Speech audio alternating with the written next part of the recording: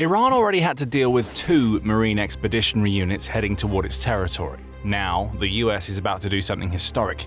A powerful force is heading to the Strait of Hormuz, and it will change the way the strait is run forever. Elite paratroopers are en route. They're preparing to dominate Hormuz. Iran isn't ready for what's coming, as the US is moving up a gear in Operation Epic Fury. Following weeks of speculation about their deployment, the 82nd Airborne Division is being deployed to the Middle East. The Pentagon announced the news on March 24th, and it amounts to the US sending over 2,000 of its most elite paratroopers into the war zone that has been created in Iran.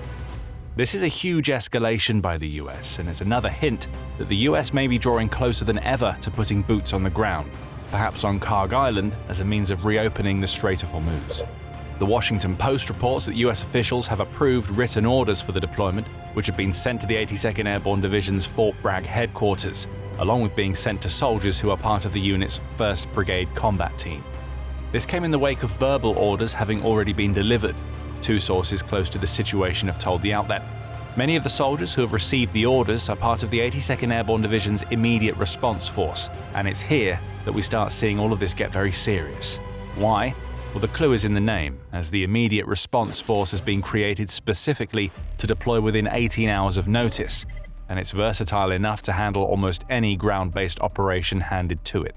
Taking airfields, such as the one on Kharg Island, is among the force's many remits, as is seizing critical infrastructure, such as the oil pipelines and terminals that are on that very island.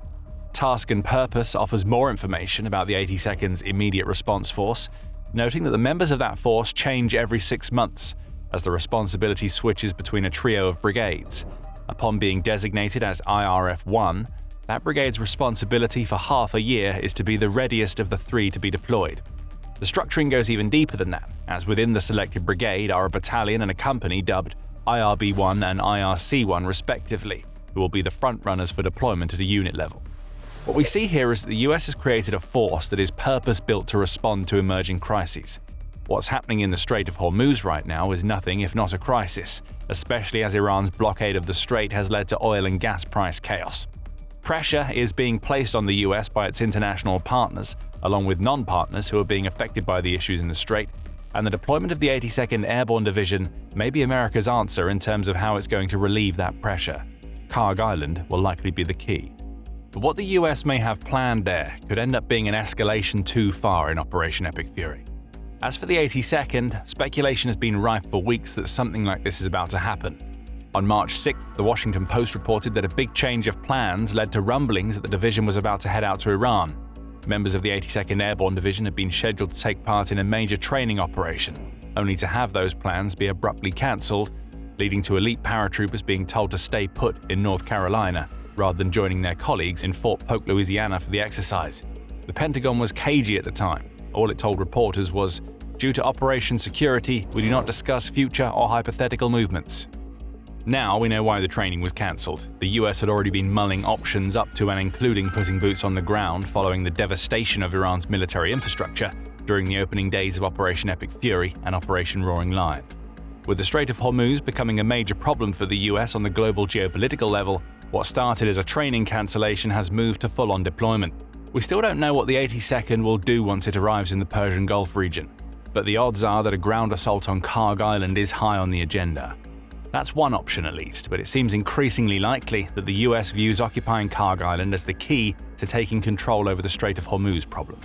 The 82nd has the ability to threaten targets in the Gulf region without having to directly transit the dangerous strait. Axios reports US Marine Colonel Mark Kansian, who is now a senior advisor with the Center for Strategic and International Studies International Security Program, as stating, Kharg Island falls into that remit, as the 7.7 square mile island is located to the northwest of the strategically vital strait, making it far enough away for the 82nd to avoid the strait entirely, though close enough and, as you'll soon find out, important enough to make capturing the island worthwhile for the US when it comes to reopening the strait.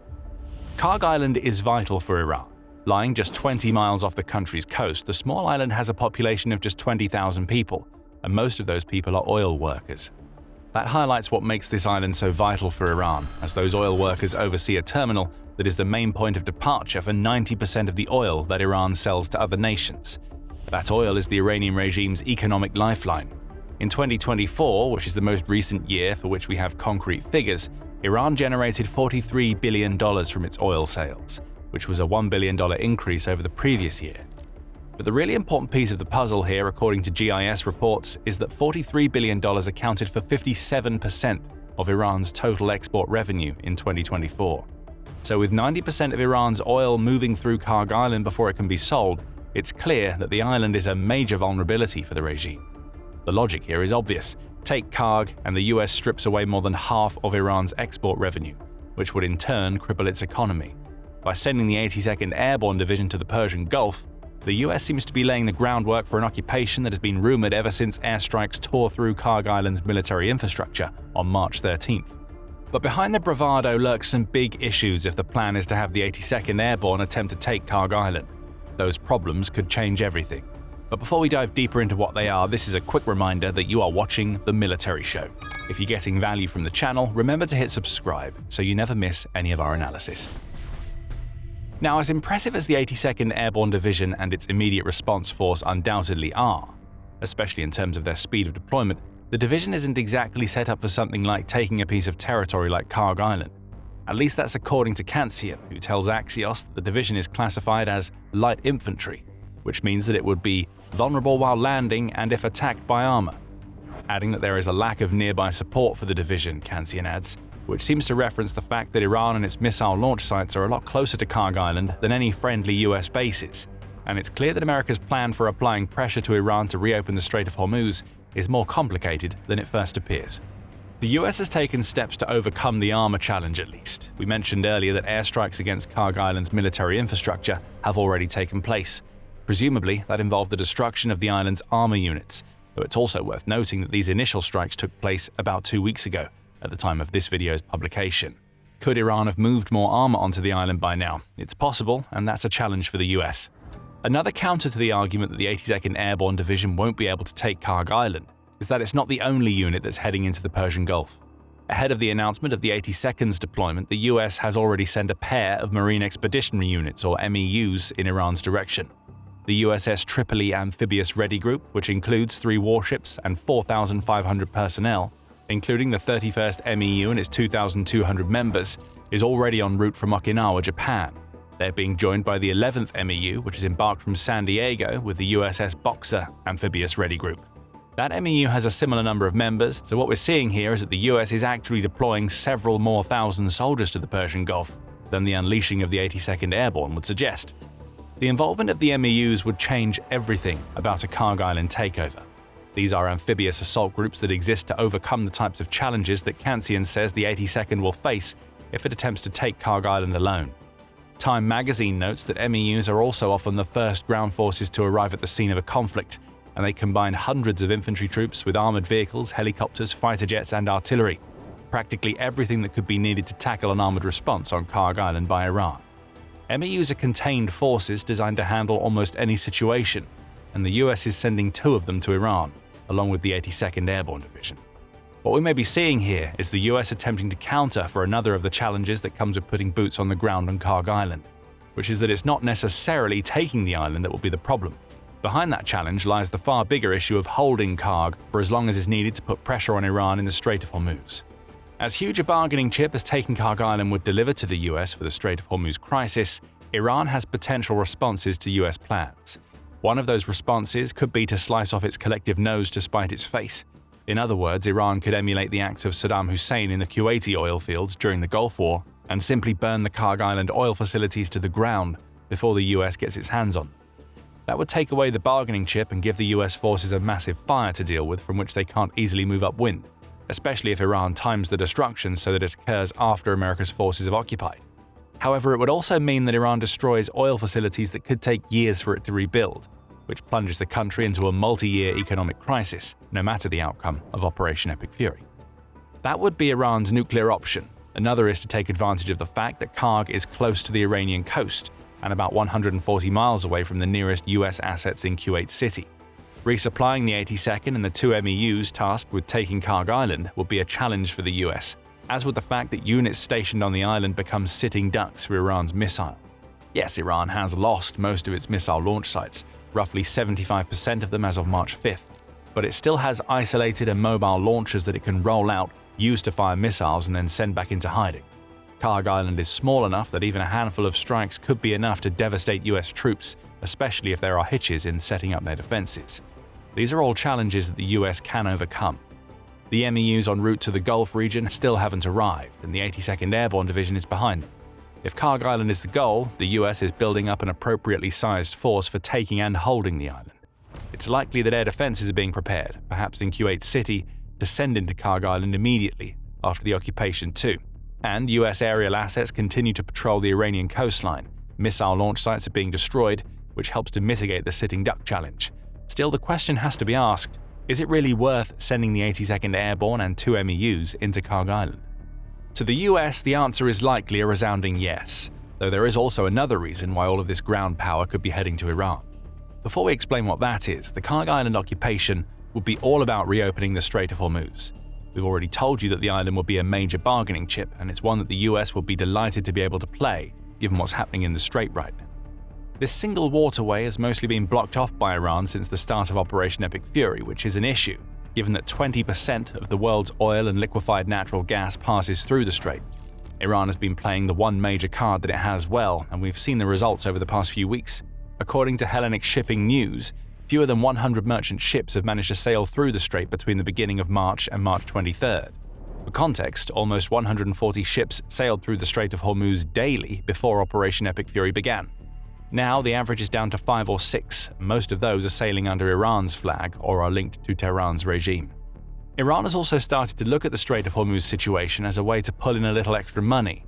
In a March 24th report, The Telegraph said that Iran has created regime-approved routes through the Strait of Hormuz that just happen to funnel ships into what amounts to a waterborne toll booth system. Fees for safe transit climb as high as $2 million, the outlet reports. Iran might claim that means it has reopened the strait. The US, and likely the rest of the world, would counter by pointing out that these fees are so ludicrously high that they're clearly designed to prevent all but the most desperate merchant ships from passing through. It wouldn't be accurate to claim that taking Kharg Island would outright solve the Strait of Hormuz problem, but it would help. The billions that the US could take out of Iran's economy by controlling that island's oil infrastructure using its MEUs and the 82nd Airborne would create more pressure on the Iranian regime. That pressure would mount on top of the economic concerns that have led the regime to the position that it finds itself in right now. The US could offer access to Kharg in exchange for reopening the Strait of Hormuz, and Iran would have to seriously consider that offer. But so far, we've looked at the boots-on-the-ground option. There is another. As Time reports, the US claims that ceasefire talks between the US and Iran have tentatively started. Well, maybe. There's a lot of confusion about those talks right now. According to US President Donald Trump, the talks are happening because Iran is completely desperate to make a deal following the destruction of so much of the regime's military infrastructure. On March 24th, Trump also declared that making sure that Iran has no nuclear weapons is a key American focus, and that the current regime has promised that it won't build any nukes. All of this is reportedly on top of a 15-point plan for a ceasefire that the US has created, which AP News says may include non-starter negotiation topics related to Iran's ballistic missile program and its support of regional militias and proxy groups. So progress, right? Not according to Iran. The Iranian military claimed on March 25th that the US is failing to achieve its goals and that it's essentially negotiating with itself. The spokesperson for the Unified Command of Iran's armed forces, Ebrahim Zolfikari, has said as much, declaring, "Has the level of your inner struggle reached the stage of you negotiating with yourself?" Before adding, "Don't call your failure an agreement."